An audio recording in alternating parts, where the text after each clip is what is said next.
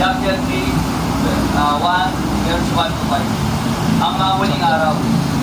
Dapat mong malaman na sa mga huling araw ay darating ang mga panahon ng kaguluhan. Sapagkat ang tao ay magiging maibigin sa sarili, maibigin sa salapi.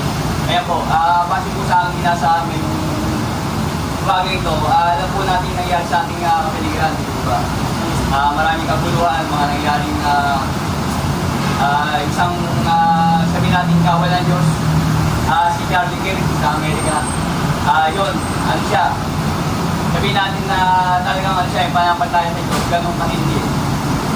Maraming nagagalit sa kanya dati yung ang niyang nasabi niya ay katotohanan. Ganun lang sa mundo ang kalakasan sa mundo natin. Pag katotohanan ay nila marinig. Sabi nga nila, masakit ang katotohanan. Sapagkat ang mga tao ay magiging maibigin sa sarili, maibigin sa sarili at palalo. Mapagmataas, kapag samantala sa way sa magulang, wala ang utang na loob at kapastangan sa Diyos. Ayan, ito talagang nangyayari sa atin ngayon sa Pilipinas lang. Ayun, maibigin sa salapi. Sabi nga ni Diyos na ang ugat ng lahat ng kasamaan ay ang pera. Ang pag-ibig sa salapi, yan nagpumula. Pag-ibig sa Yan nagpumula ang kasalanan natin.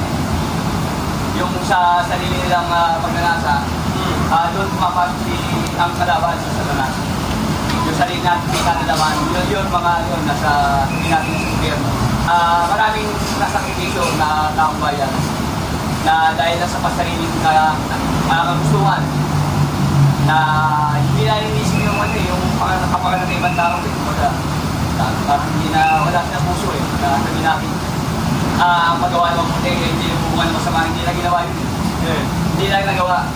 Ang pasok sabi nga sa kanya ay si Satras. Sabi nga si Satras ay nandito si God and then si Satras ay nandito upang magnakaw, manira at pumatay. Yun ang gawain niya.